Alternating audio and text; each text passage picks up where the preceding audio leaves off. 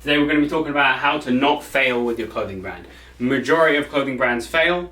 This is how, if you're making a clothing brand in 2025, you can actually succeed. We're going to start with point number one. We're going to get straight into this. Viral before production. You want to guarantee your bulk order sells out. You want to not run the pre-order drop and get zero sales.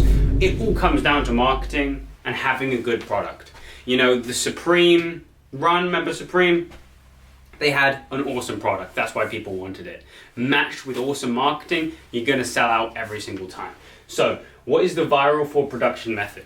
This is a method that we've done a lot in the past and has helped us from getting absolutely destroyed on the bulk orders. And that is getting a video to go viral 3 times before you actually drop the piece, if that makes sense. So, you're going to want it to get minimum 100,000 views multiple times, and the more videos you can get to go viral, the more proof you have that the item is actually going to succeed. As well as this, if you want to try out and test a few influencers checking out this item or using this item, just using the sample, go ahead. If that goes viral as well, it goes more viral than their normal posts, and that's a good indicator that the viral product is actually going to sell well. There's no point in selling something that isn't a viral product.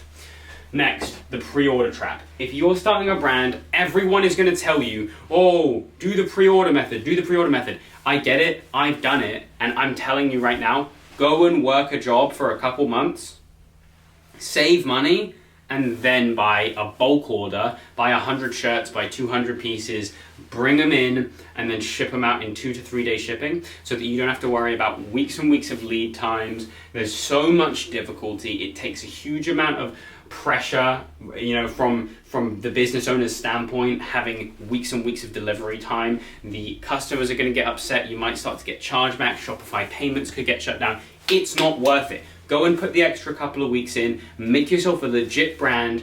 I understand that this might be an easy way to test products to see if you can get sales. I disagree. I still think this method is better. This is what the real brands do.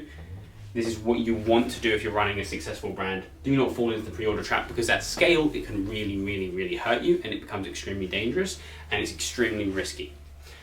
Next, understand your ideal customer, and then you will have media success, okay? So think about who is buying my clothing. Let's say you got this DKNY coat, right?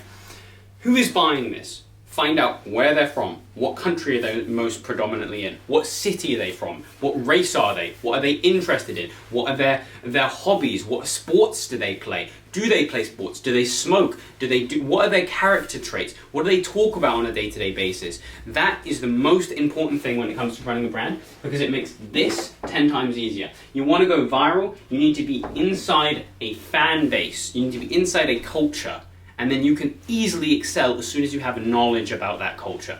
And it makes it easy to find influencers as well. If you're in the streetwear niche, in maybe the hood streetwear niche, then you can go to people like Kai Cenat, people like Drewski to wear your clothes.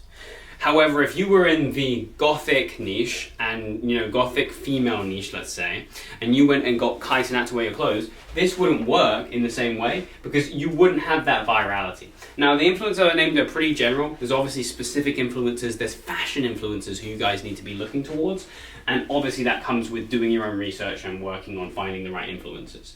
But if you want to succeed with a clothing brand, find out, pull up a Google Doc right now, actually actionable steps here, guys. I'm not just telling you random things that make no sense. This is what you need to do. You need to go and write down in a Google Doc everything you can think about this person.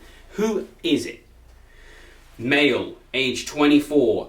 Actually find out the broad range of who exactly you're looking for and who is purchasing your clothes. That makes your marketing easier. That makes what you're talking to your people about, the copy on your websites, all of that stuff gets 10 times easier. And those are the 3 biggest things that will stop you from failing really hard with your brand in 2025. The most important thing, though, as always, is have a good product, market really hard, fulfill good, and you will never have any problems when it comes to scale. Those are the 3. Obviously it's simple when I say it like that. I'm going to be doing longer videos, but these are the 3 most important things, and I don't see anybody talking about these because this takes too long, this is really expensive, and this is boring, okay? This takes too long and it's difficult, so That's why people don't do all of these three things. And specifically this one, nobody does this. And yet this is the one thing that will stop your brand from failing.